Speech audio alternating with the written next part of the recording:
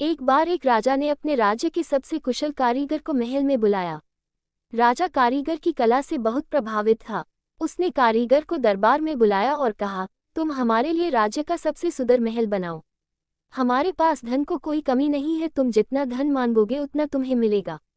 कारीगर कुशल तो था, लेकिन उसे अपनी कला का घमंड आ चुका था। सब जगह से अपने काम की तारीफ सुनकर अब उसके मन में कामचोरी और आलस्य की प्रवृत्ति आ चुकी थी। खैर, कारीगर महाराज की आज्ञा पाकर अपने काम में जुट गया। लेकिन थोड़े ही दिन बाद उसके मन में विचार उठा कि क्यों न रद्दी घटिया किस्म का माल लगाकर जल्दी से जल्दी महल का काम समाप्त करके मोटा मुनाफा कमा लिया जाए। और उसने यही किया। कारीगर ने घटिया किस्म का माल लगाकर महल की भूरी दीवारें कड़ी कर दी। कारीगर ने बाहर से महल को सुंदर साज सज्जा से चमका दिया, लेकिन अंदर से महल में कच्चा माल लगा था।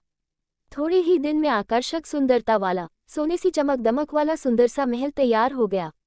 महल खड़ा करने के बाद कृगर राजा की सेवा में पहुंचा और राजा को महल के बनने की सूचना दी। राजा अगले ही दिन महल का निरीक्षण करने के लिए पहुंचे। महल को देख राजा बहुत ही प्रभावित हुए। महल बहुत ही आकर्षक और सुंदर लग रहा था। राजा ने कारीगर की बहुत प्रशंसा की और कहा, मैं तुम्हारी कुशलता से बहुत प्रभावित हूँ।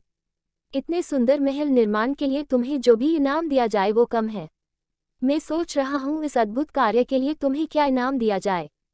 फिर थोड़ा सोच विचार कर महाराज मुस्कुराए और बोले, लो तुम्हें यही महल पुरस्कार में देता हूँ। महाराज की बात सुनकर कारीगर हतप्रभ रह गया।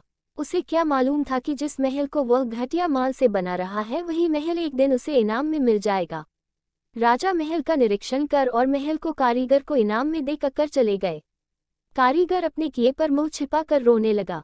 इनाम के लालच में कारीगर का बनाया गया खोखला महल उसी के हत्थे चढ़ गया।